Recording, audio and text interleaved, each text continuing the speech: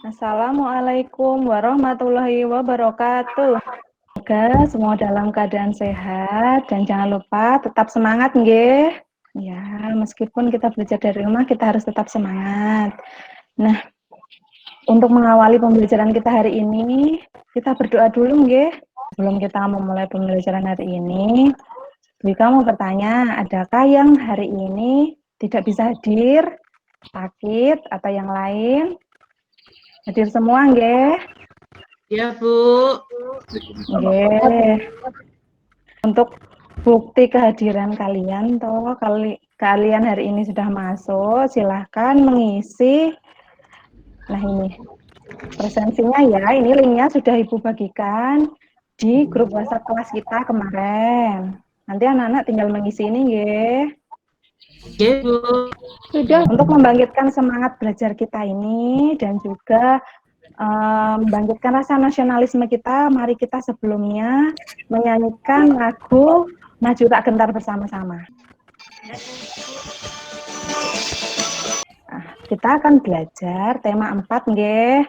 Subtema 1, pembelajaran yang pertama tentang peredaran darahku sehat.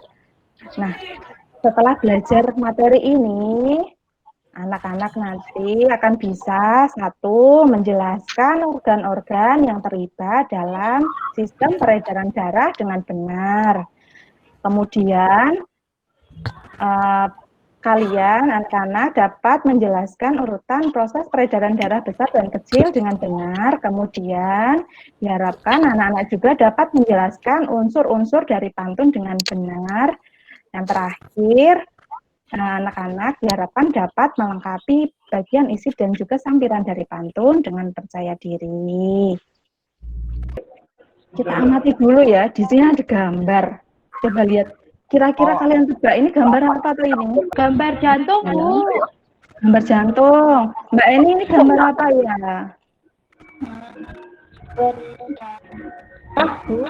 Organ peredaran darah. Betul, pinter. Betul sekali. Dari sini kita akan belajar tentang pengertian sistem peredaran darah. Apa atau itu sistem peredaran darah itu?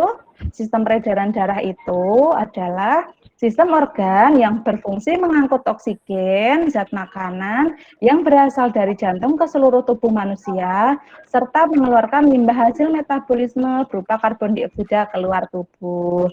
Nah, tadi seperti jawaban dari Mbak Herni, betul sekali, sistem peredaran darah manusia itu tersusun atas organ-organ yang meliputi ada jantung, pinter, tadi Mbak Herni sudah jawab, terus pembuluh darah, paru-paru dan juga darah.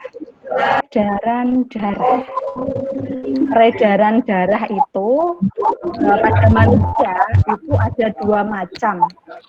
Ya, ada peredaran darah besar dan juga peredaran darah kecil.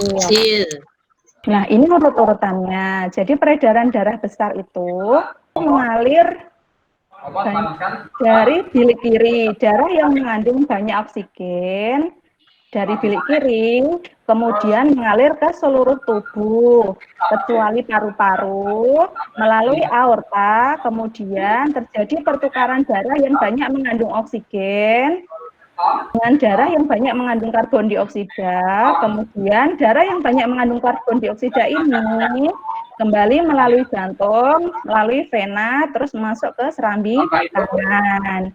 Urut-urutannya dari bilik kiri, masuk ke aorta atau arteri besar, masuk ke arteri, terus masuk ke seluruh tubuh, kecuali paru-paru. Terus masuk ke vena, dan terakhir bermuara di serambi kanan. Yang ini adalah peredaran darah kecil. Peredaran darah kecil ini, darah pertamanya mengalir dari bilik kanan, kemudian masuk ke arteri pulmonalis, ini terus masuk ke paru-paru. Di paru-paru ini terjadi pertukaran darah, pertukaran gas, maksud Ibu, pertukaran gas karbon dioksida dengan oksigen ya. Kemudian darah yang banyak mengandung oksigen tadi masuk ke vena pulmonalis, lalu sampai di serambi kiri. Diulangi nggih, darah yang banyak mengandung karbon dioksida dari bilik kanan, terus melalui arteri pulmonalis masuk ke paru-paru. Di sini terjadi pertukaran gas antara karbon dioksida dengan oksigen, lalu melewati vena pulmonalis dan terakhir masuk di serambi kiri. Nah, jantung itu merupakan organ yang berfungsi untuk memompa darah. Nah, jantung manusia dibagi menjadi 4 ruangan. Ada serambi kanan, fungsinya untuk menerima darah yang kaya dengan karbon dioksida dari seluruh tubuh. Serambi kanannya di sini ya, yang biru ini ya. Kemudian ada bilik kanan.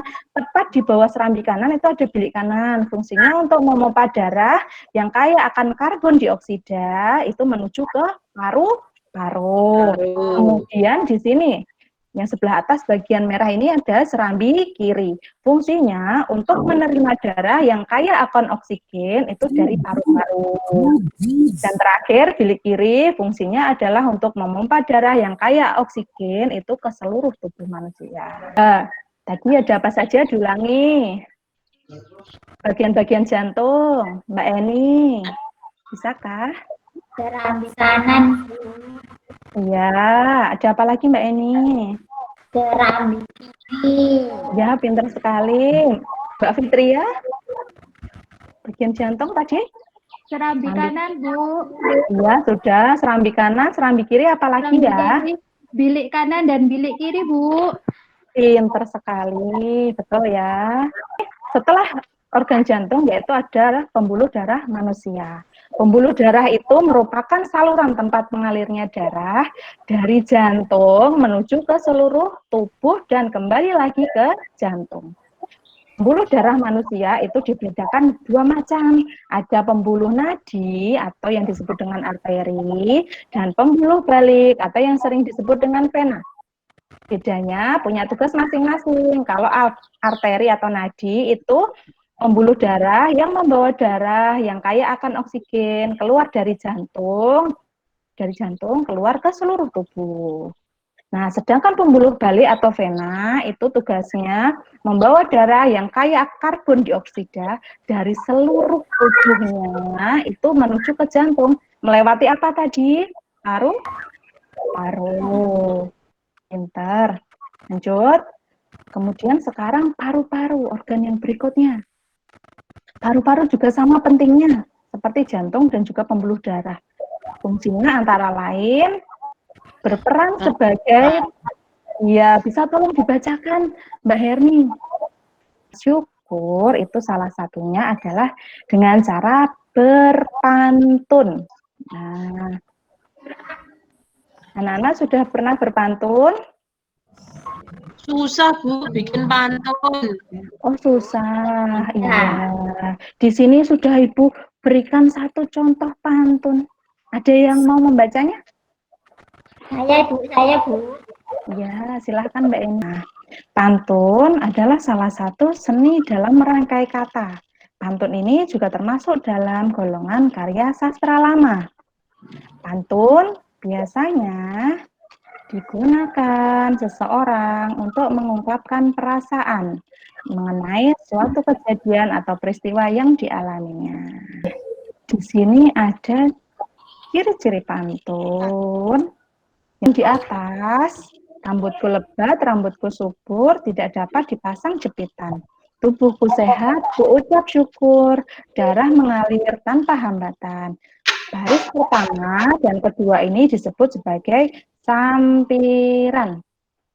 Nah, baris ketiga dan keempat disebut sebagai isi. Nah, sudah kalian pelajari hari ini, mari kita simpulkan. Ayo, kita hari ini sudah belajar apa saja ya?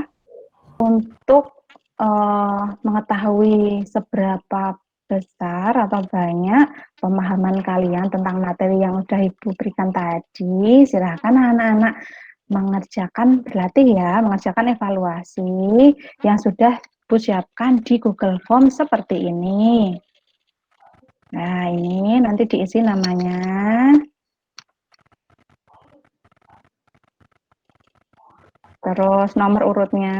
Nah, ini. Kemudian ada soal-soalnya, silahkan dipilih. Seperti itu, nggih. Terima kasih. Wassalamualaikum warahmatullahi wabarakatuh.